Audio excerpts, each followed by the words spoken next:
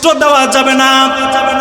কোন বান্দা যদি মা বাবার মনে যদি কষ্ট দেয়, নবীজি বলেন দুনিয়াতে এমন দুইটা গুনাহ আছে যেই গুনার কারণে সন্তান দুনিয়া থাকতেই ওই মানুষগুলোর আযাব গজব আরম্ভ হয়ে যায়।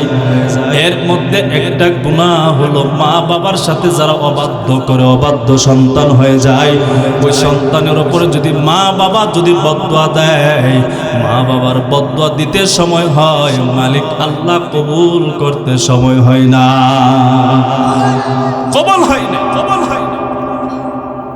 বাংলাদেশের ছোট্ট একটা ঘটনা শোনাই। বাবা হলো রিকশা চালক। কি চালক? জোরে বলেন, কি চালক? রিকশা চালাই। মাত্র একটা সন্তান। মা বাবার মনে বড় আশা, ওই সন্তানকে লেখাপড়া করাবে, ভালো একটা পর্যায়ে নিবে, সরকারি ডিপার্টমেন্টে চাকরি করাবে, দুঃখ কষ্ট থাকবে না। এক সময় দুঃখ কষ্টগুলো লাঘব হয়ে যাবে। এবার গরিব মানুষ রিকশা চালায়। সন্তান স্বামী স্ত্রী পরামর্শ করলো, যত কষ্ট হোক, খায় আর না খায়, একটা সন্তানকে মানুষের মতন মানুষ বানাতে হবে। এবার বাবা রিকশা চালাইয়া টাকা পয়সা ব্যয় করিয়া সন্তানকে প্রাইমারি পর্যন্ত লেখাপড়া করাইলো। স্বামী স্ত্রী পরামর্শ করিয়া বলে তাকে হাই স্কুলে ভর্তি করাতে হবে। প্রাইমারি শেষ করার পর হাই স্কুলে তারে ভর্তি করাইয়া দিল। এবার বাবার বয়স যত বার্ধক্যের দিকে যায় তত দুর্বল হয়, তারপরও মানে নাই, সন্তানকে ভালোভাবে লেখাপড়া করাতে হবে। যেই মাত্র এসএসসি পাস করলো, এবার মা বাবা সিদ্ধান্ত নিয়ে তাকে ইন্টারমিডিয়েটে কলেজে ভর্তি করাইয়া দিল। ইন্টারমিডিয়েট যখন শেষ হইল, বাবার বয়স যত ভারী হয় তত বৃদ্ধ হয়, দুর্বল হয়। এরপর বাবা থামে না। এর নাম হয়তো বাবা, এর নাম হয়তো বাবা। হাজার তুফান কষ্ট সহ্য করবে, তার নামটা কি জুড়ে বলে? তার নাম ওই বাবা। এবার সন্তান যখন লেখাপড়া করার জন্য অনার্সে ভর্তি করাইয়া দিল। অনার্স যখন শেষ হয়ে গেল, মাস্টার্সে ভর্তি করাইয়া দেয়। মাস্টার্স পর্যন্ত কমপ্লিট হওয়ার পর সন্তানের কপাল ভালো, ভালো একটা কোম্পানির মধ্যে ম্যানেজার পোস্টে চাকরি পাইল। মাস শেষে 60 থেকে 70 হাজার টাকা বেতন। কলেজে পড়ার সময় সুন্দরী মেয়ে দেখিয়া প্রেমে পড়েছিল। প্রেম চলতেছে প্রায় 3 থেকে 5 বছর পর্যন্ত। এবার চাকরি পাওয়ার পর মনের খায়ে সুন্দরী ওই প্রেমিকাকে বিবাহ বন্ধনে আবদ্ধ হয়ে গেল। ঢাকা শহরে বড় একটা ফ্ল্যাটের মধ্যে একটা ইউনিট ভাড়া নিল, বাসা ভাড়া নিল। বিবির নিয়ে তাকে ওই দিকে যে রিক্সা চালক বাবা, জনম দুঃখিনী মা আছে। 3 বছরের ভিতরে একদিন ওই কপাল পোড়া সন্তান মা বাবার খবর নেই না। এমন সন্তান বাংলার জমিনে কম নাকি বেশি? আছে না? আছে না? অবস্থা ভালো হয়ে গেলে মা বাবার খবর নেই না, আছে কিনা?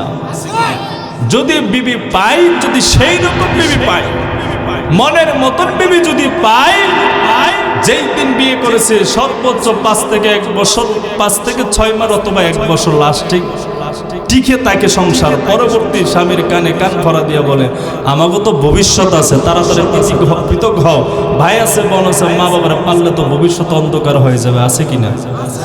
বৌমা এমন শোনা সোহাগা বৌমা আছে না নি? আপনাদের এলাকা মনে হয় না, এই জন্য আস্তে কথা বলা। আছে কি নাই? এবার ওই আল্লাহর বান্দা বিবির ফান্দে পড়িয়া 3 বছর পর্যন্ত মার খবর নেই না। ও কামালপুরের মুসলমান গো, 3 বছরের ভিতরে মার খবর নেই না, বাবার খবর নেই না। সন্তান যদি মারেও বলে যায়, বাবাকেও যদি বলে যায়, কিন্তু সন্তানকে কিন্তু জনম দুঃখিনী মা কপাল পোড়া বাবা কিন্তু বলতে পারে না। মা বাবা সন্তান বলতে পারে না, সন্তান মা বাবা ভুলে যায়, মা বাবা কিন্তু বলতে পারে না। এবার 3 বছর পর্যন্ত কোনো খোঁজ নাই, খবর নাই। জনম দুঃখিনী মা সন্তান হারা, সন্তানকে দেখে না। সন্তানের কষ্ট যখন মার মনের মধ্যে উঠে গেল, স্বামীকে ডাকতে বলে, স্বামী আমার 3 বছর হয়ে গেল সন্তানের চেহারাটা দেখি না, সন্তান কেমন আছে? বলে, তোমার সন্তান খবর পাইলাম ঢাকা শহরে বড় একটা কোম্পানির ম্যানেজার পোস্টে আছে, মাস শেষে নাকি 60 থেকে 70 হাজার টাকা ইনকাম করে, বিবাহ করেছে, ফ্ল্যাট বাসা নিয়ে বিবিকে নিয়ে আরামায়েশে কাটাইতেছে সময়। মার মন মানে না, মা বলে, স্বামী গো যাও না, আমার সন্তান কেমন আছে একটা বার খবর নিয়ে আসো। বিবির কথা শোনার পর তারিখ নির্ধারিত করলো, ওই তারিখে সন্তানকে দেখার জন্য ঢাকা শহরে আসবে বাবা। মা ওই স্বামীর হাতে পায়েস রান্না করিয়া পিঠা বানাইয়া স্বামীর হাতে দিয়া বলে, স্বামী আমার যান, আমার সন্তানের কাছে যান, যখন দেখা হবে তখন বলবেন তোমার মা নিজ হাতে পিঠা বানাইয়া পায়েস রান্না করে তোমারে দিয়েছে খাবার জন্য।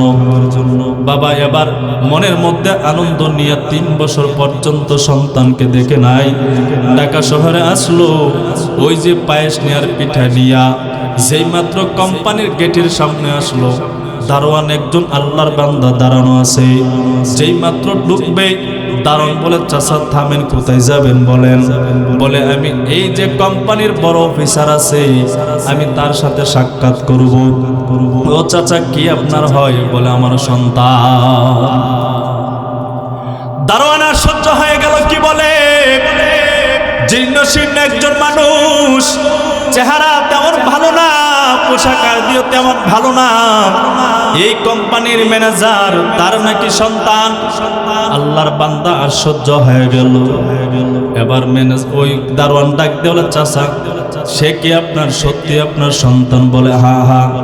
তাহলে ঠিক আছে, আপনি এখানে অপেক্ষা করেন, স্যার যতক্ষণ পর্যন্ত আদেশ না করবে ততক্ষণ পর্যন্ত আপনাকে এই গেট পারিয়ে ঢোকার জন্য অনুমতি দেওয়া যাবে না। এবার বাবা দাঁড়াই লইল। দারোয়ান যখন অফিসারের কাছে গেলেন, ম্যানেজারের কাছে গেলেন, বড় স্যারের কাছে গেলেন, যাওয়ার পর বলতেছে, স্যার গ্রাম থেকে একজন মানুষ আসছে, জীর্ণ শীর্ণ মানুষ, হাতের মধ্যে দেখা যায় কি? বলতেছে সে নাকি আপনার বাবা। এবার অফিসার ওই অফিসের মধ্যে বসে বসে সিসি ক্যামেরার মধ্যে তাকায় দেখে ওই যে বৃদ্ধ মানুষটা আর কেউ নয়, ওই বৃদ্ধ মানুষটা হলো আমার রিকশাওয়ালা বাবা। এবার ওই অফিসার 500 টাকার নোট দারোয়ানের হাতে ধরাই দিয়া বলে, দারোয়ান যাও যাও, ওই বৃদ্ধ মানুষটার হাতে 500 টাকা ধরাইয়া দাও, আর গিয়া বলো আমাদের স্যারের ব্যস্ততা বেশি, সময় কম, অনেক কাজ পড়ে আছে, আপনার সাথে সাক্ষাৎ করতে পারবে না। দারোয়ান 500 টাকা নিয়ে গেট বরাবর চলে আসলো। 500 টাকা ওই বৃদ্ধ বাবার হাতের মধ্যে ধরাই দিয়ে বলে, চাচা স্যারের অনেক কাজ জমে আছে, ব্যস্ততা বেশি, আপনার সাথে সাক্ষাৎ করার সময় নেই, আপনি বাড়িতে চলে যান।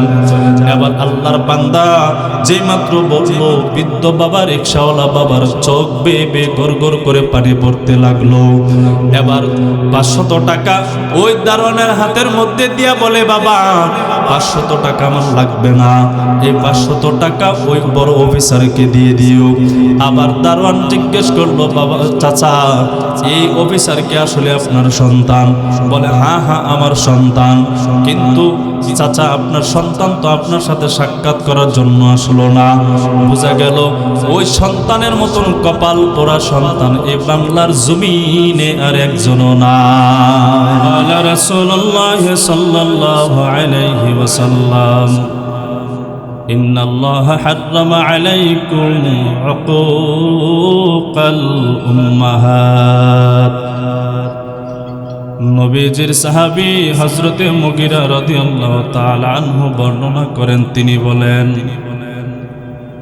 সরকারে দু আলম রাহমাতুল লিল আলামিন বর্ণনা করেন, ইন্নাল্লাহা হাররামা আলাইকুম, নিশ্চয় আল্লাহ তোমাদের উপর হারাম করে দিয়েছেন উকুকাল উম্মাহাত, মা বাবার সাথে খারাপ আচরণ করতে।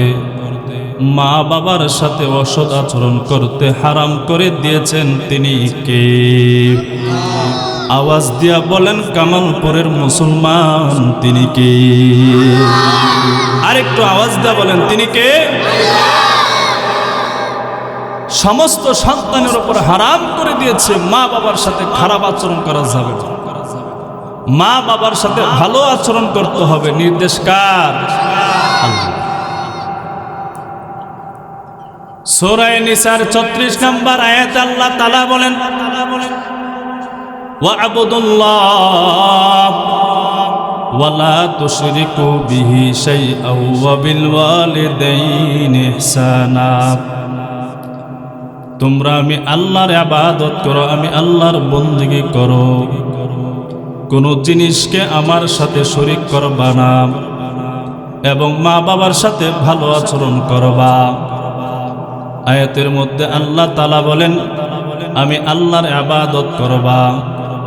সাবধান বান্দা, আমি আল্লাহর ইবাদত করতে গিয়ে আমি আল্লাহ তাআলার জাত সিফত সত্তার সাথে শিরিক করবা না, শরীক করবা না। এবং মা বাবার সাথে ভালো আচরণ করো, মা বাবার সাথে উত্তম আচরণ করো।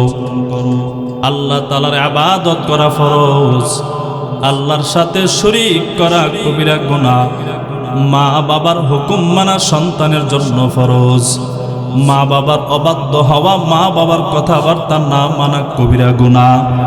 আল্লাহর হুকুম মানা ফরজ, না মানা কবিরা গুনাহ। মা বাবার হুকুম মানা ফরজ, না মানা কবিরা গুনাহ। হুকুম কার? সূরা বনী ইসরাঈলের ২৩ নম্বর আয়াত আল্লাহ তাআলা বলেন ওয়াকাযা রাব্বুকা আল্লা তা'বুদু ইল্লা ইয়্যাহু ওয়া বিল ওয়ালিদাইনি ইহসানা। আল্লাহ তাআলা বলেন আল্লা তা'বুদু ইল্লা ইয়্যাহু, তোমরা আমি আল্লাহ ছাড়া অন্য কারো ইবাদত করবা না। ওয়া বিল ওয়ালিদাইনি ইহসানা, মা বাবার সাথে ভালো আচরণ করো, মা বাবার সাথে উত্তম আচরণ করো। ইম্মা ইয়াবলুগান্না ইনদাকাল কিবারা আহাদুহুমা আও কিলাহুমা, তাদের মধ্য থেকে একজন অথবা উভয়জন, তোমাদের মা বাবা থেকে একজন অথবা উভয়জন যদি বৃদ্ধা অবস্থায় পৌঁছে যায় তোমার কাছে, ফালা তাকুল লাহুমা উফ, সাবধান বান্দা, মা বাবার সাথে কিন্তু উফ শব্দ প্রয়োগ করবা না। ওয়ালা তানহারহুমা, মা বাবাকে ধমক দিবা না। ওয়াকুল লাহুমা কাওলান কারীমা, মা বাবার সাথে ভালো আচরণ করবা, উত্তম আচরণ করবা, সাবলীল ভাষায় মা বাবার সাথে কথাবার্তা বলবা। মা বাবার সাথে খারাপ আচরণ করবা না। নির্দেশ কার? মা বাবাকে ধমক দিবে না। নির্দেশ কার? মা বাবার সাথে ভালো আচরণ করতে হবে। নির্দেশ কার?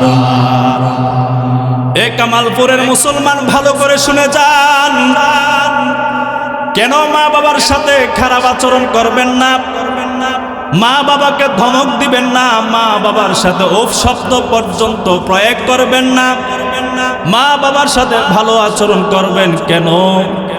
আল্লাহ তাআলা সূরা লুকমানের 14 নম্বর আয়াতের মধ্যে জানায় দেয়। আল্লাহ তাআলা বলেন, জানায় দে সমস্ত মানুষ, দুনিয়ার মানুষদেরকে জানায় দেয়, ও আমার গোলাম, মা বাবার সাথে ভালো আচরণ করবা কেন? হামালাতহু উম্মুহু ওয়াহনান আলা ওয়াহ, কেন করবা জানুনি? তোমার জনম দুঃখিনী মা কষ্টের পর কষ্ট করে তোমাকে পেটের মধ্যে ধারণ করেছি। ওয়াফিসালুহু ফি আমাইন, 2 বছর থেকে 2.5 বছর পর্যন্ত তোমাকে স্তনের দুধ পান করিয়েছেন। আল্লাহ তাআলা বলেন, মা বাবার সাথে ভালো আচরণ করবা কেন? কষ্টের পর কষ্ট করে তোমার জনম দুঃখিনী মা তোমাকে গর্ভে ধারণ করেছে, কেন ভালো আচরণ করবা? খারাপ আচরণ করা যাবে না। বলে তোমার মা সৌন্দর্যের চেহারার দিকে না তাকাইয়া তুমি সন্তানের দিকে তাকাইয়া 2 থেকে 2.5 বছর পর্যন্ত তোমাকে স্তনের দুধ পান করিয়েছেন। এরপরে আল্লাহ তাআলা বলেন আনিশকুরলি ওয়া লিওয়ালিদাইক, আমি আল্লাহ তাআলার শুকরিয়া আদায় করো গোলাম, সাথে সাথে তোমাদের মা বাবারও শুকরিয়া আদায় করো। সুবহানাল্লাহ। আমি আল্লাহ শুকরিয়া আদায় করো। আমি আল্লাহ তাআলা তোমাকে সৃষ্টি করেছি, যাবতীয় যা আছে সব আমি আল্লাহ তাআলা তোমাকে দিতেছি। তোমার মা বাবার শুকরিয়া আদায় করো। তোমার মা বাবা তোমার মা তোমাকে গর্ভে ধারণ করেছে। তোমাকে গর্ভের ধারণ করার পর দুনিয়াতে আসার পর তোমাকে যুবক হওয়ার আগ পর্যন্ত তোমাকে লালন পালনের ব্যবস্থা মা করেছে। শুকরিয়া আদায় করো, শুকরিয়া আদায় করো। সুবহানাল্লাহ। এরে মুসলমান ভাইরা রে আমার, সেই মা বাবা খুশি তো আল্লাহ খুশি হয়ে যায়, মা বাবা বেজার তো আল্লাহ বেজার হয়ে যায়। মাতা পিতার হকের উপরে হাদিস দ্বারা 2 নম্বর দলিল তিরমিজি শরীফের হাদিস নাম্বার হলো 1799 অথবা 1900 নম্বর হাদিস। নবীজির সাহাবী আন আব্দুল্লাহ ইবনে আমর রাদিয়াল্লাহু তাআলা আনহুমা قال قال رسول الله صلى الله عليه وسلم رضا الرب في رضا الوالد وسخط الرب في سخط الوالد। নবীর সাহাবী হযরত আব্দুল্লাহ ইবনে আমর রাদিয়াল্লাহু তাআলা আনহু হতে বর্ণিত, তিনি বলেন আল্লাহর নবী ইরশাদ করেছেন রিজার রাব্বি ফি রিজাল ওয়ালিদ, বাবা খুশি তো আল্লাহ খুশি, মা বাবা খুশি তো আল্লাহ খুশি। মা বাবা বেজার তো মা বাবার বেজারে স্বয়ং আল্লাহ তাআলা বেজার হয়ে যায়। আল্লাহ খুশি তো মা বাবা খুশি তো আল্লাহ খুশি, মা বাবা বেজার তো বেজার হয়ে যান কে? জোরে বলেন পাবলিক, কে বেজার হয়ে যায়? খারাপ লাগতেছে আপনাদের কাছে? খারাপ লাগতেছে? ঘুম চলে আসছে? হ্যাঁ, এটা তাকবীর দেওয়া যাবে? নারে তাকবীর। এখনো হয় নাই, জোরে বলতে হবে নারায়ে তাকবীর। যদি আওয়াজ কম হয়, এই আওয়াজে তো বাতিল ভণ্ড বেদাতিয়া লা মাযহাবের দল বাংলার জমিন ছেড়ে পালাবে, দূরের কথা ঘাড়ে উল্টার বসে যাবে। মুমিনের আওয়াজ তো হতে হবে সিংহের মতো, ঠিক কি না? বিড়ালের মতন যদি মেউ মেউ করে আজান আওয়াজ দেন, তাহলে বাতিলগুলো আপনাদেরকে ভয় পাবে? কথা হয় না। এই যে ইসরায়েল বাহিনী ফিলিস্তিনের উপরে জুলুম করতেছে, এই যে জুলুম করতেছে, মুসলমান জাতি যদি বেঈমানদের বিপক্ষে যদি আগেই যদি হুঙ্কার দিয়ে দাঁড়াইতো, কোনো বেঈমানের বাচ্চা মুসলমানদের উপর আঘাত করবে দূরের কথা, আঙ্গুল নাড়ানোর সুযোগ পাইতো না, ঠিক কিনা? ঈমান আমাদের দুর্বল হয়ে গেছে। কারণ কেন? সুদ খায়, ঘুষ খায়, দুর্নীতির সাথে আমরা জর্জরিত। কথা কই না, ঠিক না? সুদ খাইতেছি, ঘুষ খাইতেছি, দুর্নীতি করতেছি, জুলুম করতেছি। বেঈমানেরা আমাদের উপরে জুলুম করলো, অপর মুমিন ভাইয়ের উপরে জুলুম করলো, আমার গায়ে লাগে না কেন? আমি তো বেঁচে আছি। এরে ধরার পর, সাইজ করার পর আমার যে ধরবে না গ্যারান্টি কি? কথা কই না, ঠিক কিনা? এরে সাইজ করার পরে যে আমারে সাইজ করবে না, কোনো গ্যারান্টি আছে? এই জন্য কোন বেঈমানের বাচ্চা, বেঈমান যদি আল্লাহর বিরুদ্ধে যদি কথা বলে, নবীর বিরুদ্ধে যদি কথা বলে, কওমে উলামায়ে কেরামের বিরুদ্ধাচরণ যদি করে, কোরআনের বিরোধিতা যদি করে, সুন্নাহর বিরোধিতা যদি করে, উলামায়ে হক্কানি আহলে হক উলামায়ে কেরাম যখন মাঠে ময়দানে বেঈমানদের বিরুদ্ধে জিহাদের ঘোষণা দেবে, জীবন দিতে কে কে তৈরি আছে? 2 হাত মালিককে দেখায় দেন। নারে তাকবীর, নারে তাকবীর।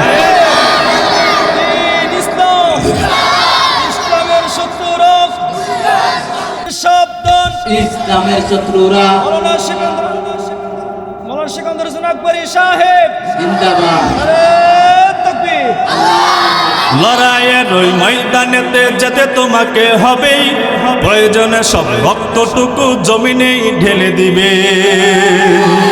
লড়াইয়ের ওই ময়দানেতে যেতে তোমাকে হবেই, প্রয়োজনে সব রক্তটুকু জমিনে ঢেলে দেবে, তবু তোমায় লড়তেই হবে, মানিবে না পরাজয়, তবু তোমায় লড়তেই হবে, মানিবে না পরাজয়। বিপ্লব মানে জীবন দেয়া বসে থাকা নয়, সে কোনো দিন আসবে না রে, করো যদি ভয়। আসবে বিজয় রক্ত আর জীবনের বিনিময়, আসবে বিজয় রক্ত আর জীবনের বিনিময়। বিপ্লব মানে জীবন দেয়া বসে থাকা নয়, সে কোনো দিন আসবে না রে, করো যদি ভয়। ঠিক কিনা? কোথা থেকে কোন হিন্দি শিশু কোন আমার দেশে এসে সেবার নামে বসলো জুড়ে মির্জাফরের বেশে। আসিনি মির্জাফর? আমাকে দেশে নাই মির্জাফর? যাই হোক, মা বাবা খুশি তো খুশি হয় কে? জোরে বলেন কে? মাঝে মধ্যে বলবো নাকি? না আপনাদের রাগ করবেন? পাওয়ার আসেনি আপনাদের? যতক্ষণ চলে থাকবেন তো নাকি ভাগবেন? ভাগবেন না তো ইনশাআল্লাহ। মুমিন জাতি যেখানে আল্লাহু আকবারের ধ্বনি হয় সেখানে তো মুমিন জাতির ঈমানটা বেড়ে যায়, ঠিক না? তে মা বাবা যদি খুশি হয় খুশি হয়ে যায় আল্লাহ, মা বাবা যদি বেজার হয় বেজার হয়ে যায়। আল্লাহ যে সন্তানের উপরে খুশি হইল প্রমাণ কি? আল্লাহ তাআলা জিবরাইল আমিনকে ডেকে বলে, জিবরাইল, এমন গোত্রের, এমন বংশের, এমন এলাকায়, এমন পাড়া, এমন মহল্লায় এমন বাবার একজন সন্তান আছে, মায়ের সন্তান আছে, ওর উপরে আমি আল্লাহ খুশি হয়ে গেছি। জিবরাইল আমিন জিজ্ঞেস করে, কেন আল্লাহ খুশি হয়েছেন? বলল, ওই সন্তানের উপরে তার মা বাবা খুশি, তাই আমি আল্লাহ খুশি। জিবরাইল আমিন সমস্ত ফেরেশতাদের কাছে আনন্দ হয়ে যাবে, আল্লাহ দুনিয়ার ওই সন্তানের উপর খুশি হয়ে গেছে, আমি জিবরাইল আমিন খুশি, ফেরেশতারা তোমরা খুশি হয়ে যাও।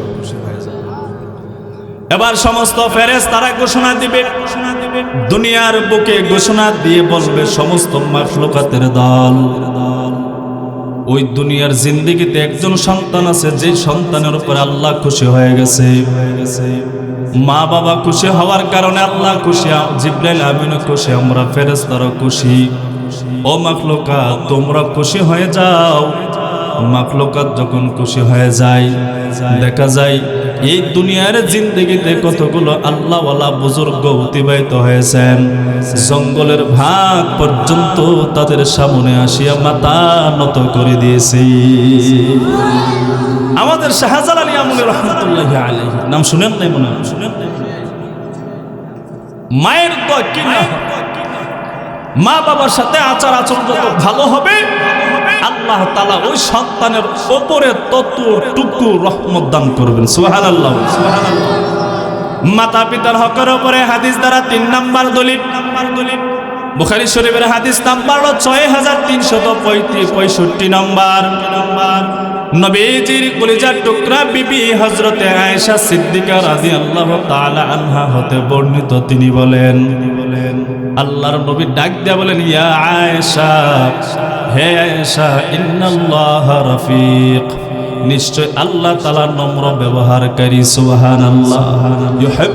ইউহিব্বুর রিফকা, আল্লাহ তাআলা নম্র ব্যবহারকারীকে অত্যন্ত মায়া করেন, মহব্বত করেন।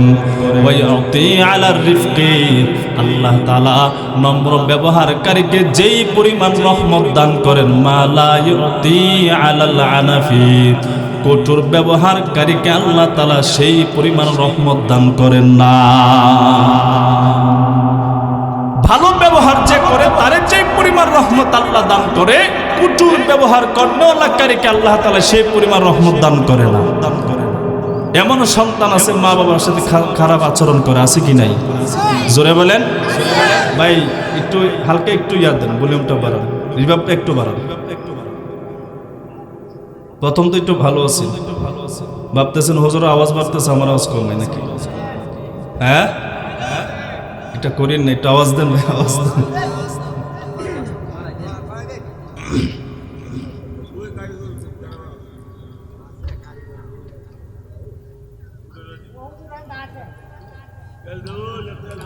একজন সাহাবী আসিয়া নবীর দরবারে আসিয়া বলতেছে, ও পয়গম্বর, বলেন বুখারী শরীফের হাদিস নাম্বার হলো 5546 নাম্বার। নবীজির সাহাবী হযরত আবু হুরায়রা রাদিয়াল্লাহু তাআলা আনহু বর্ণনা করেন, জাআ রাজুলুন ইলা রাসূলিল্লাহি সাল্লাল্লাহু আলাইহি ওয়াসাল্লাম ফাকালা ইয়া রাসূলুল্লাহ মান হাক্কু বিহুসনি সাহাবাতি। নবীজির সাহাবী হযরত আবু হুরায়রা রাদিয়াল্লাহু তাআলা আনহু হতে বর্ণিত, তিনি বলেন, একজন ব্যক্তি নবীর দরবারে আসলেন, প্রশ্ন করলেন, পয়গম্বর বলেন না, আমার মা বাবা দুনিয়াতে বেঁচে আছে, কে আমার কাছে সবচেয়ে ভালো আচরণ পাওয়ার হকদার? নবীজি সাহাবীর প্রশ্নের উত্তরে বললেন, উম্মুকা, তোমার মা। সাহাবী আবার প্রশ্ন করলেন, সুম্মা আইয়ুন সুম্মা মান ইয়া রাসূলুল্লাহ, ও পয়গম্বর বলেন না এরপরে কি? আল্লাহর নবী জবাবে বললেন, উম্মুকা, তোমার মা। সাহাবী দ্বিতীয়বার প্রশ্ন করলেন, সুম্মা মান, ও পয়গম্বর বলেন না এরপরে কি? নবী সাহাবীর প্রশ্নের জবাবে বললেন, উম্মুকা, তোমার মা। সাহাবী সারে নাই, আবার বলেন, পয়গম্বর বলেন না। তিনবার তো মার কথা বললেন, বাবার কথা তো একবারও বলে না। আবার সাহাবী প্রশ্ন করলেন, সুম্মা মান, ও পয়গম্বর বলেন না এরপরে কে? আল্লাহর নবী বললেন, সুম্মা আবুকা। চতুর্থবার হলো তোমার বাবা। সুবহানাল্লাহ। এ কামালপুরের মুসলমান, ভালো করে বুঝে যান। সাহাবী প্রশ্ন করলেন, পয়গম্বর, মা আছে, বাবা আছে, কে আমার কাছে ভালো ভালো আচরণ পাওয়ার হকদার? নবী বললেন, প্রথমবার তোমার মা, দ্বিতীয়বার বললেন তোমার মা, তৃতীয়বার বললেন তোমার মা, চতুর্থবার বললেন তোমার বাবা। মুহাদ্দিসিনে কেরাম বলেন, এই হাদিসের মধ্যে মার কথা তিনবার বললেন, বাবার কথা শুধু একবার বললেন কেন? মুহাদ্দিসিনে কেরাম বলেন, তিনটা জায়গার মধ্যে জনম দুঃখিনী মা অনেক কষ্ট করে, এই জন্য মার কথা নবী তিনবার বললেন। বাবা এক জায়গার মধ্যে কষ্ট করেন, এই জন্য বাবার কথা একবার বললেন। সুবহানাল্লাহ। প্রথমবার কেন মার কথা বললেন? আপনি আমাকে আমার জনম দুঃখিনী মা 10 মাস 10 দিন পর্যন্ত আপনি আমাকে গর্ভে ধারণ করেছে, আছে কি না? কথা কই না নাকি বাবা করছে? কে করছেন? আরো আওয়াজ দিয়ে বলেন, কে? এখানে এমন কোনো বাবা আসেননি কোনো সন্তানকে 10 মাস 10 দিন গর্ভে ধারণ করছেন? মহব্বতের সহিত হাত উঠান। কেউ আছেন? 10 মাস 10 দিন পর্যন্ত গর্ভ ধারণ করেছে মা, এই জন্য প্রথমবার মায়ের কথা বললেন। দ্বিতীয়বার কেন মায়ের কথা বললেন? দ্বিতীয়বার মা এত কষ্ট সহ্য করে সন্তানকে দুনিয়াতে বস্ত্র করার সময়, দুনিয়াতে আনার সময় মা যে কষ্ট করে, যে রক্তস্রাব দূর হয়, দুনিয়াতে কোনো বাবা কিন্তু এই কষ্ট সহ্য করে। কথা কই না? বাবা করে? করে।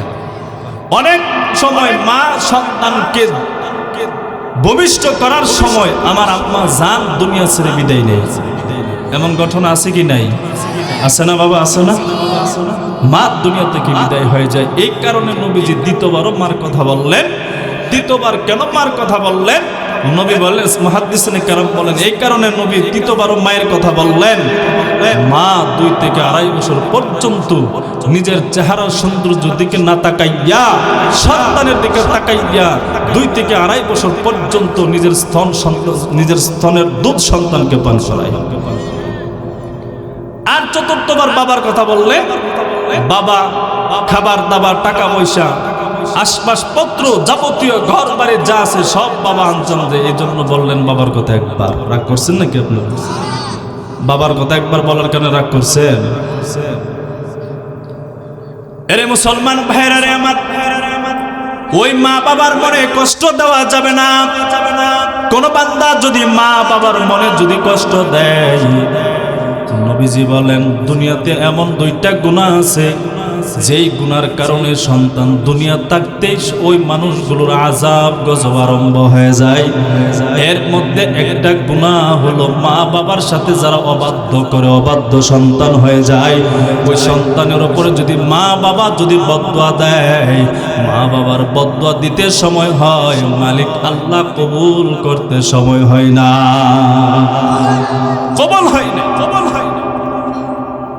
বাংলাদেশের ছোট্ট একটা ঘটনা শোনাই। বাবা হলো রিকশা চালক। কি চালক? জোরে বলেন, কি চালক? রিকশা চালাই। মাত্র একটা সন্তান। মা বাবার মনে বড় আশা, ওই সন্তানকে লেখাপড়া করাবে, ভালো একটা পর্যায়ে নিবে, সরকারি ডিপার্টমেন্টে চাকরি করাবে, দুঃখ কষ্ট থাকবে না। এক সময় দুঃখ কষ্টগুলো লাঘব হয়ে যাবে। এবার গরিব মানুষ রিকশা চালায়। সন্তান স্বামী স্ত্রী পরামর্শ করলো, যত কষ্ট হোক, খায় আর না খায়, একটা সন্তানকে মানুষের মতন মানুষ বানাতে হবে। এবার বাবা রিকশা চালাইয়া টাকা পয়সা ব্যয় করিয়া সন্তানকে প্রাইমারি পর্যন্ত লেখাপড়া করাইলো। স্বামী স্ত্রী পরামর্শ করিয়া বলে তাকে হাই স্কুলে ভর্তি করাতে হবে। প্রাইমারি শেষ করার পর হাই স্কুলে তারে ভর্তি করাইয়া দিল। এবার বাবার বয়স যত বার্ধক্যের দিকে যায় তত দুর্বল হয়, তারপরও মানে নাই, সন্তানকে ভালোভাবে লেখাপড়া করাতে হবে। যেই মাত্র এসএসসি পাস করলো, এবার মা বাবা সিদ্ধান্ত নিয়ে তাকে ইন্টারমিডিয়েটে কলেজে ভর্তি করাইয়া দিল। ইন্টারমিডিয়েট যখন শেষ হইল, বাবার বয়স যত ভারী হয় তত বৃদ্ধ হয়, দুর্বল হয়। এরপর বাবা থামে না। এর নাম হয়তো বাবা, এর নাম হয়তো বাবা। হাজার তুফান কষ্ট সহ্য করবে, তার নামটা কি জুড়ে বলে? তার নাম ওই বাবা। এবার সন্তান যখন লেখাপড়া করার জন্য অনার্সে ভর্তি করাইয়া দিল। অনার্স যখন শেষ হয়ে গেল, মাস্টার্সে ভর্তি করাইয়া দেয়। মাস্টার্স পর্যন্ত কমপ্লিট হওয়ার পর সন্তানের কপাল ভালো, ভালো একটা কোম্পানির মধ্যে ম্যানেজার পোস্টে চাকরি পাইল। মাস শেষে 60 থেকে 70 হাজার টাকা বেতন। কলেজে পড়ার সময় সুন্দরী মেয়ে দেখিয়া প্রেমে পড়েছিল। প্রেম চলতেছে প্রায় 3 থেকে 5 বছর পর্যন্ত। এবার চাকরি পাওয়ার পর মনের খায়ে সুন্দরী ওই প্রেমিকাকে বিবাহ বন্ধনে আবদ্ধ হয়ে গেল।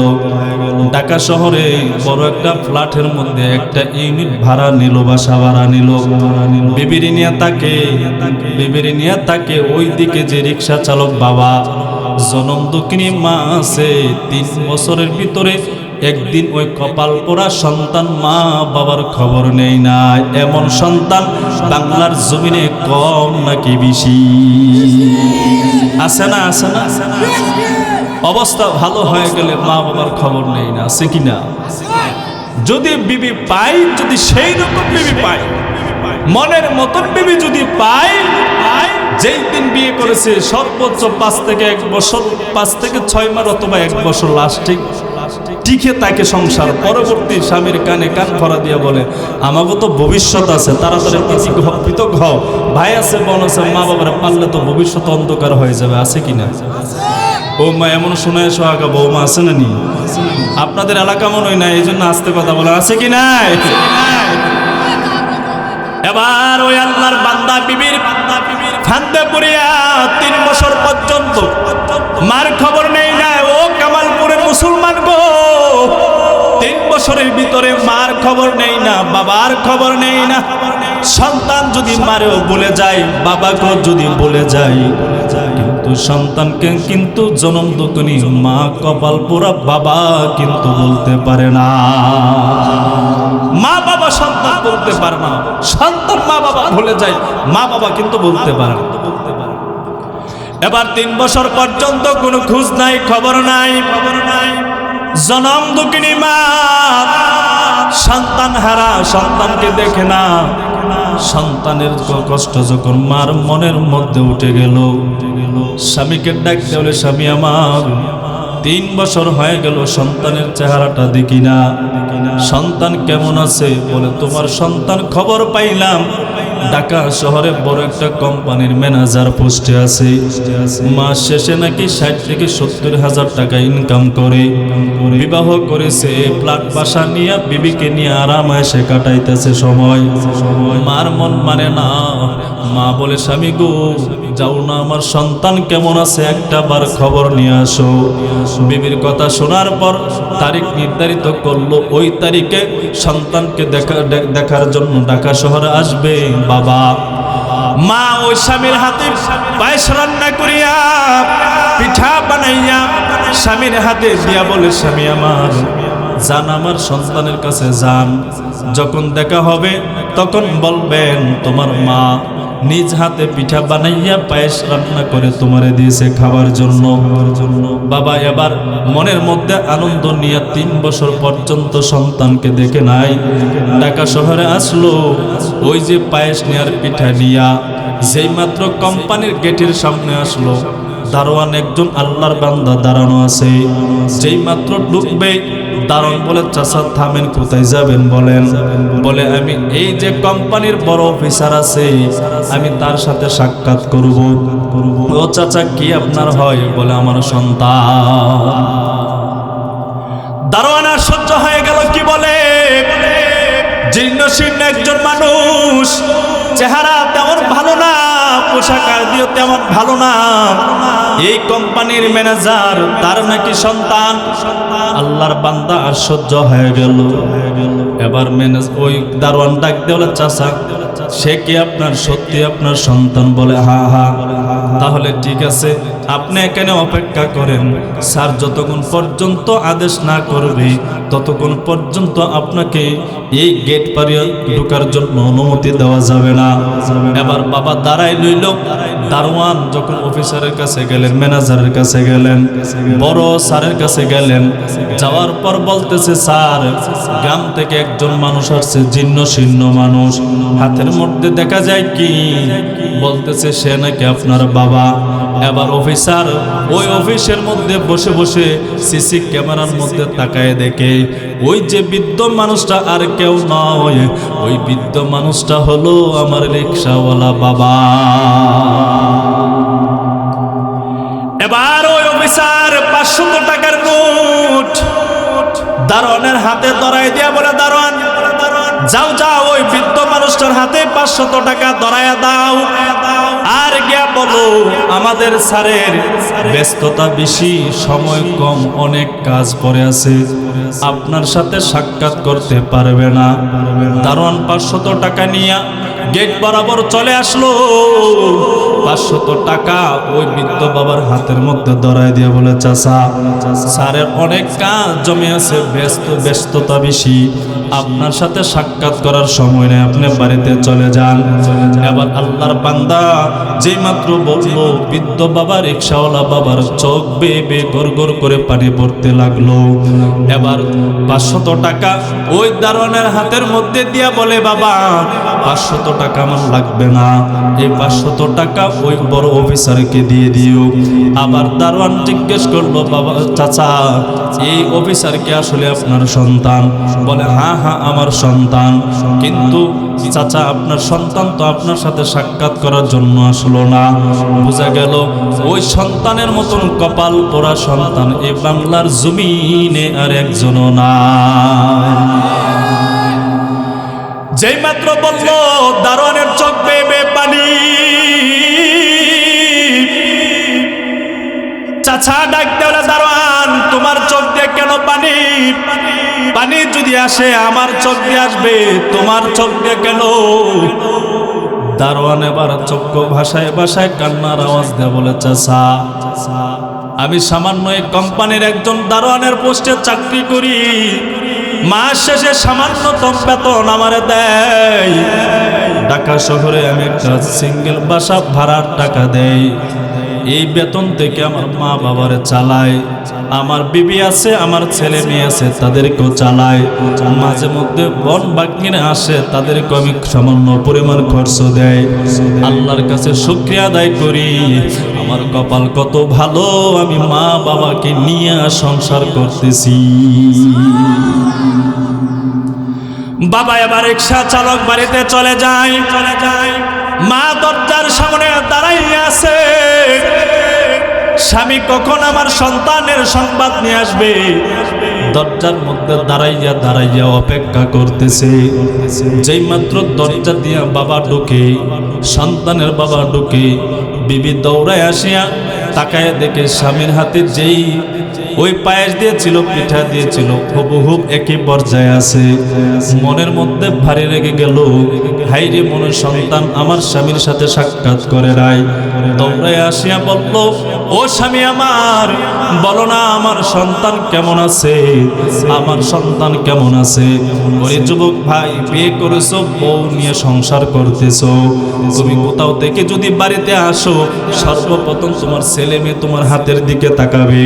বিবি তাকায় থাকবে, কি নিয়ে আসছো, টাকা পয়সা বেশি ইনকাম করে আনছো কি আনো নাই, বিবির জন্য গয়নাগাটি স্বর্ণ আনছো কি আনো নাই অপেক্ষা করবে। চেহারার দিকে তাকাইয়া বলবে না চেহারা কেন নষ্ট হয়ে গেল, সন্তানাদিও বলবে না আব্বা জান চেহারা কেন নষ্ট হয়ে গেল। সম্পদের দিকে লোভ থাকবে, টাকা পয়সা খাবার দাবার জিনিসপত্রের দিকে লোভ থাকবে। একজন শুধু মানুষ আছে, টাকার দিকে তাকাবেন না, হাতের দিকে তাকাবেন না, সন্তানের চেহারার দিকে তাকাইয়া বলবে সন্তান ভালো মতো মনো ঠিকঠাক মতো মনো খাবার খাও নাই, সময় মতো মনো ঘুমাও নাই, এই জন্য তোমার চেহারাটা বিশাল নষ্ট হয়ে গেছে। কে তাকায়, কে তাকায়? মা তাকায়, বিবি তাকাবে না, জীবনও নেই না, জীবনও মা বিবি তাকাবে না, তাকাবে শুধু একজন আছে তিনি বলেন মা। মাই তাকায়, আর কেউ তাকায় না। এবার জিজ্ঞেস করলো স্বামী, সন্তান কি দেখা করে নাই?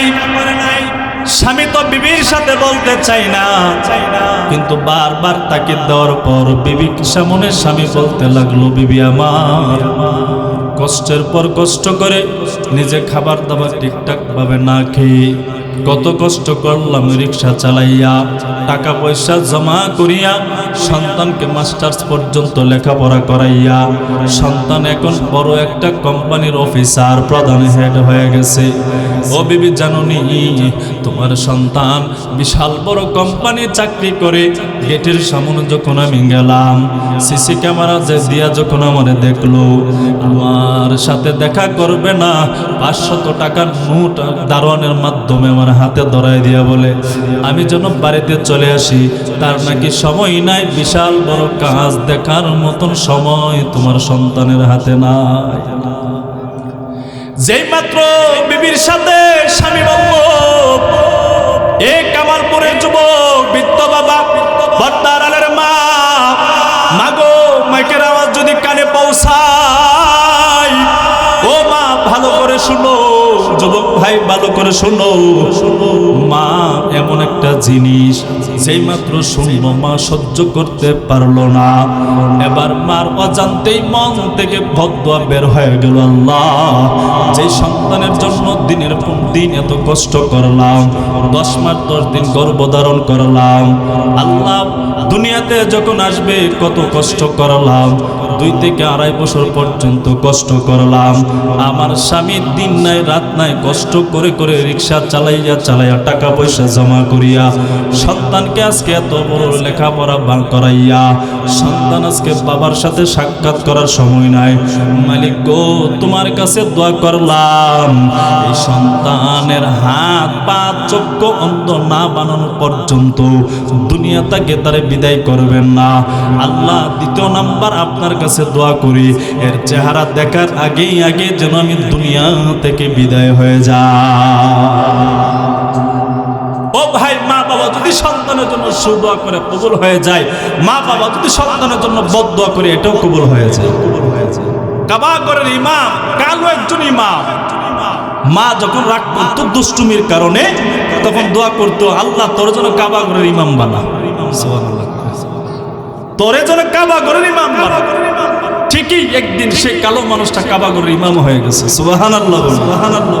আর আমাদের পর্দা আড়ালের মা কি রাগ করলি, বদদুয়া দে, তোর ফের ঠাডা পড়তে পারে না, হাতে অ্যাক্সিডেন্ট হয়ে মরতে পারস না। কথা হইল কয় কি না, তোরে কে আজরাইল চোখে দেখে না আর মানুষের দেখে না? তোর পাটা কেন ভাঙ্গে না, কেন ভাঙ্গে হয় কি না? কথা বলেন না কেন বাবা? বলেনি, বলেনি। এবার আল্লাহর বান্দা যেই মাত্র বান্দি আল্লাহ তাআলার কাছে বদদুয়া করলো, কিছুদিন পরে আল্লাহর বান্দে ক্যান্সার হয়ে গেল, বিছনায় পড়ে গেল। জনম দক্ষিণী মা বিছনায় পড়ে গেল। একদিন আল্লাহর বান্দা ঢাকা শহরে বিশাল এক মসজিদে নামাজ পড়বেন।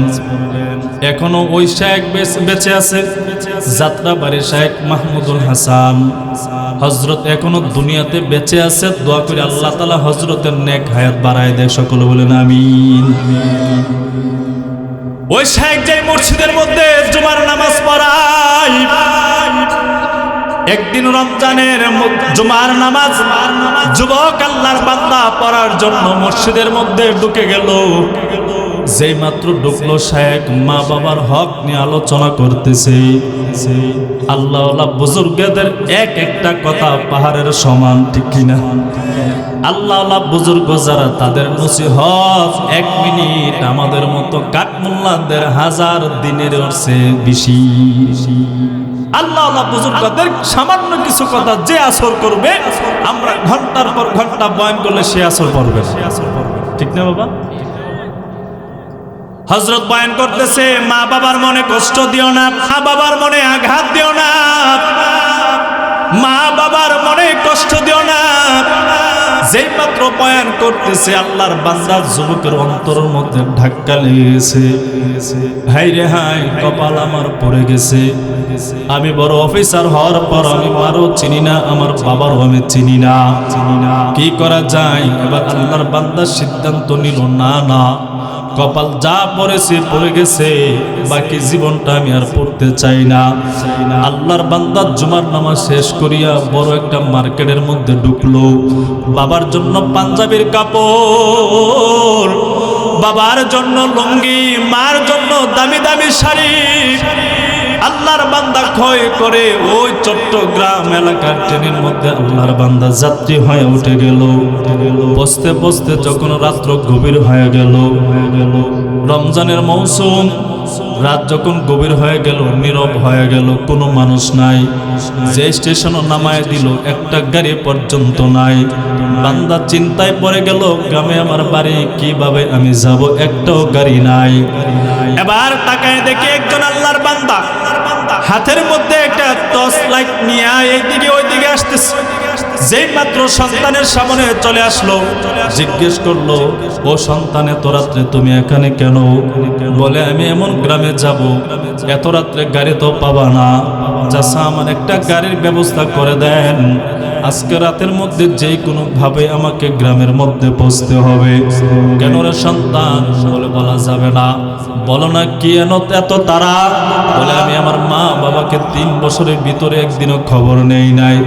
বাবা আমার ঢাকা গিয়েছিল, কাজের ব্যস্ততা দেখাইয়া আমার বাবাকে ফেরত দিয়েছিলাম, সাক্ষাৎ করি নাই।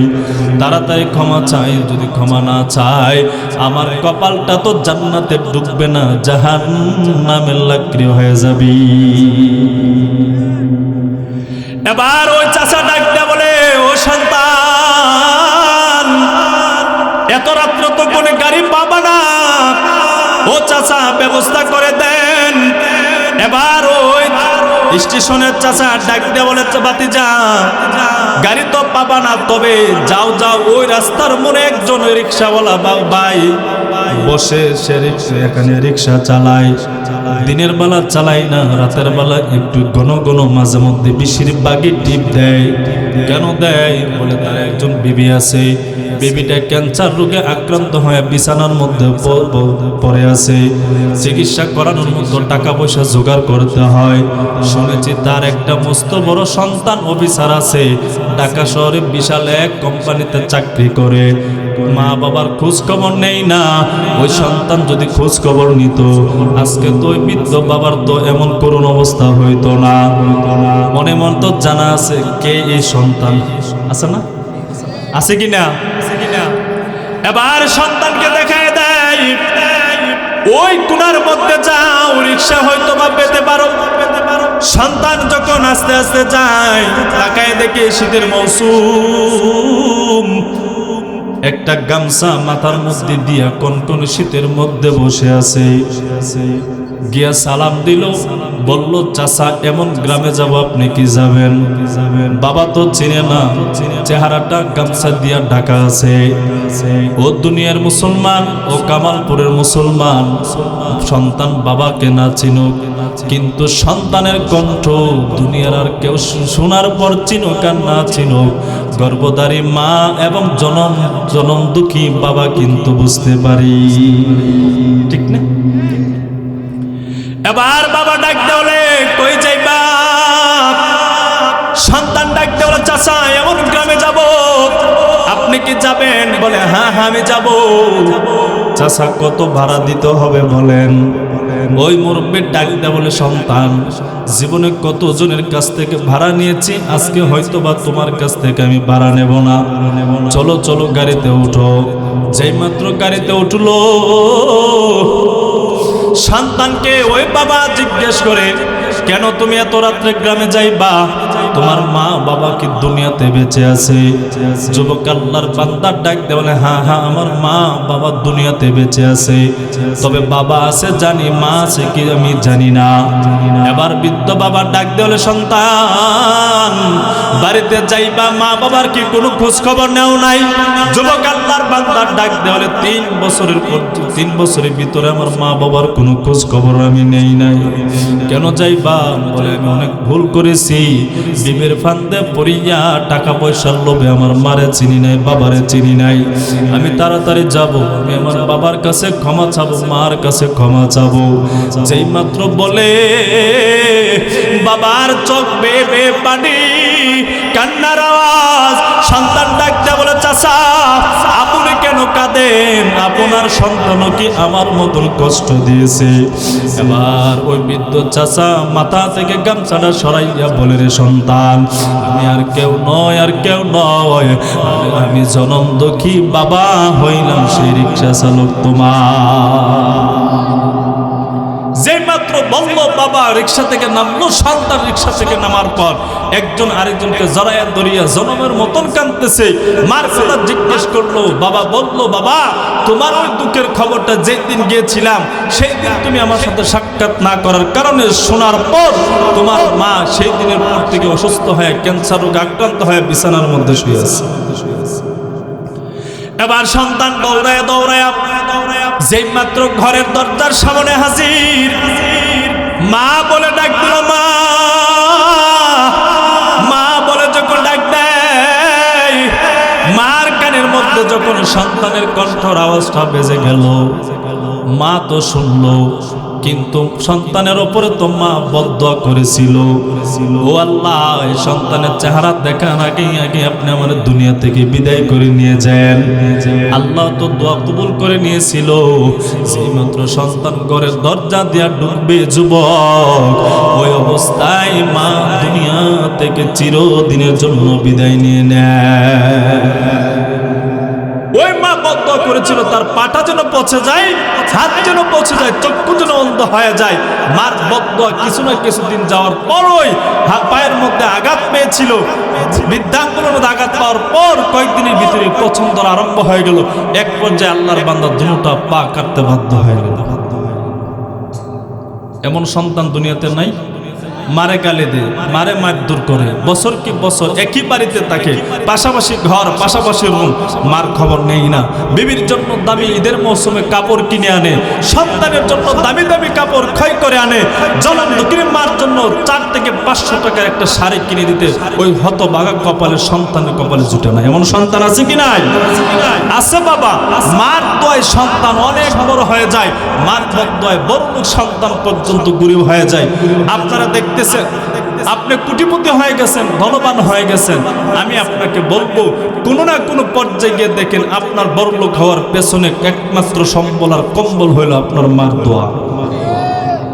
আপনি মাস্তানি করেন না আমি গাড়ি বাড়ির মালিক হয়ে গেছি নিজের ভোড়াঙ্গিরি, না, আপনার মার দোয়া আছে আপনার পেছনে, এই জন্য হয়েছে।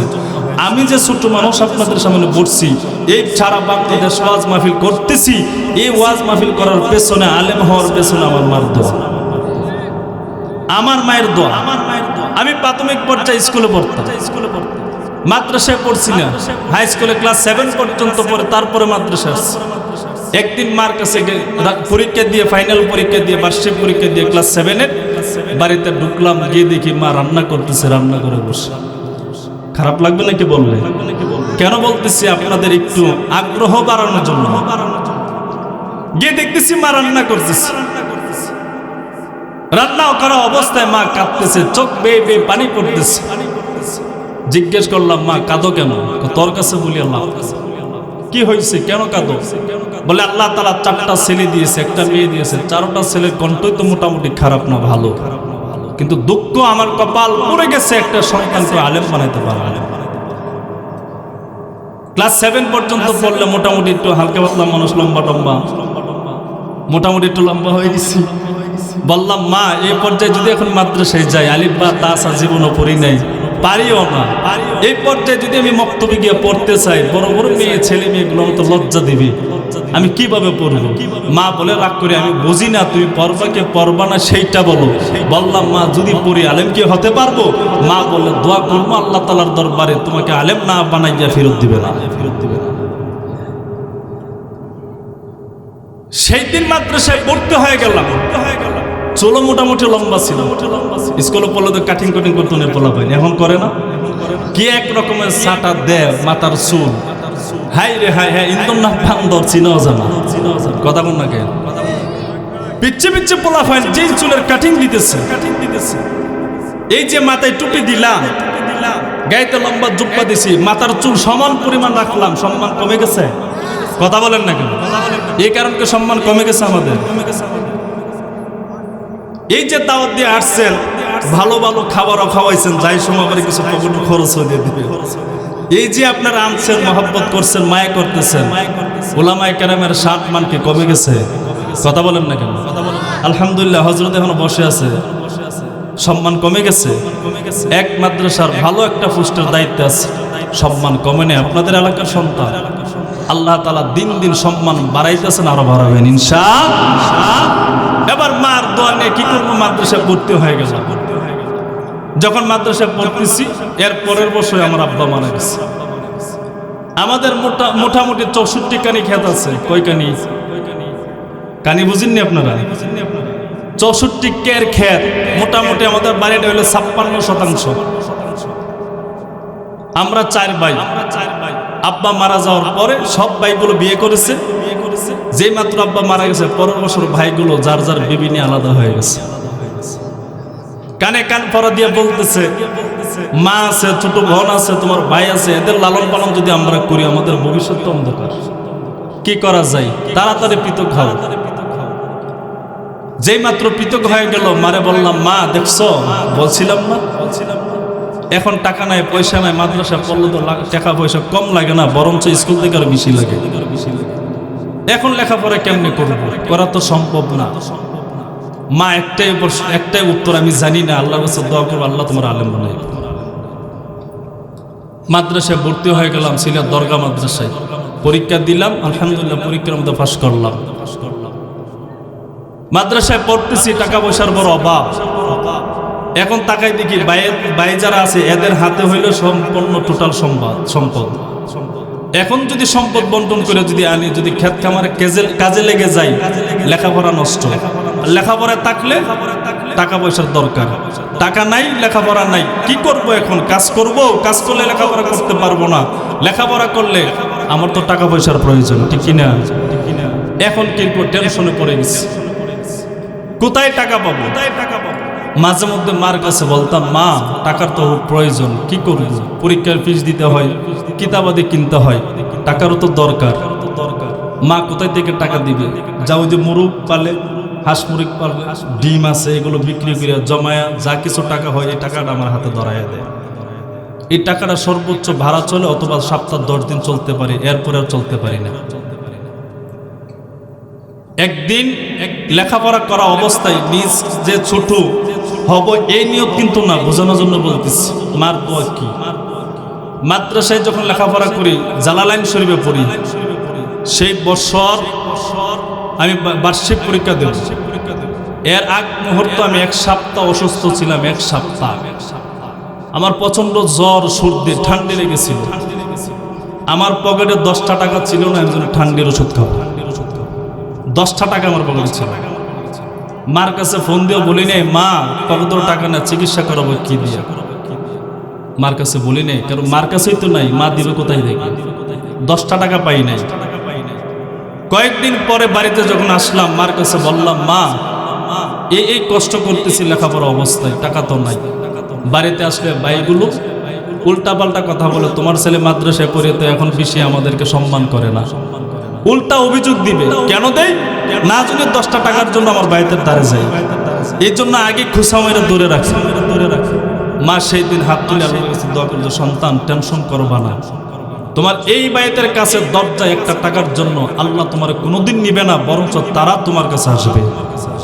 আলহামদুলিল্লাহ, আমার মায়ের দোয়া কবুল হয়ে গেছে। এমন একটা ভাই বাদ নাই যে আমার কাছে টাকা নিয়ে ঋণী না। সেই দিন 10 টাকা পাই নাই, এখন প্রতি বছরে কমসে কম না হলে 10 থেকে 15 লক্ষ টাকা মাহফিল করে ইনকাম করি। প্রতি বছর 10 থেকে 15 লক্ষ টাকা মাহফিল করে ইনকাম করি। কিন্তু কষ্ট, সেই মা সেই সুখের দিনগুলো দেখে যেতে পারে না। বাবার বিশাল সম্পদ ছিল, কাজে লাগে নাই, কিন্তু কাজে লাগছে আমার সম্বল কম্বল একটাই, সেই দোয়া মায়ের। মায়ের দোয়া থাকার কারণে আজকে সারা বাংলাদেশ ওয়াজ মাহফিল করি। মায়ের দোয়া থাকার কারণে আলহামদুলিল্লাহ, যে দিনের ছেলেটা 1 সপ্তাহ চলে গেছে, চিকিৎসা করার 10টা টাকা পাই নাই, সেই ছেলে আজকে বছরের শেষে 10 থেকে 15 লক্ষ টাকা ইনকাম করে। এই যে পাই কার কারণে? দোয়া বলেন কার কারণে? মার দোয়ার কারণে। মার মনে কষ্ট দিবেন না তো? মার মনে কষ্ট দিবেন না তো?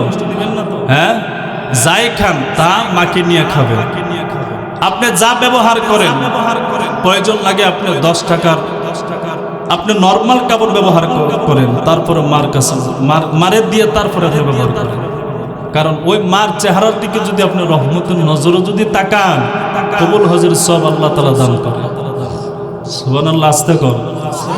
শাশুড়ির দিকে তাকাইলে পাবেন, শ্বশুর দিকে তাকাইলে পাবেন, বিবির চেহারার দিকে তাকায় থাকলে কবুল হজের সব পাবেন। ভাই আমি বলছি না, বাইহাকি শরীফের হাদিসের মধ্যে আছে, মিশকাত কিতাবের 421 নম্বর পৃষ্ঠার মধ্যে হাদিস আছে।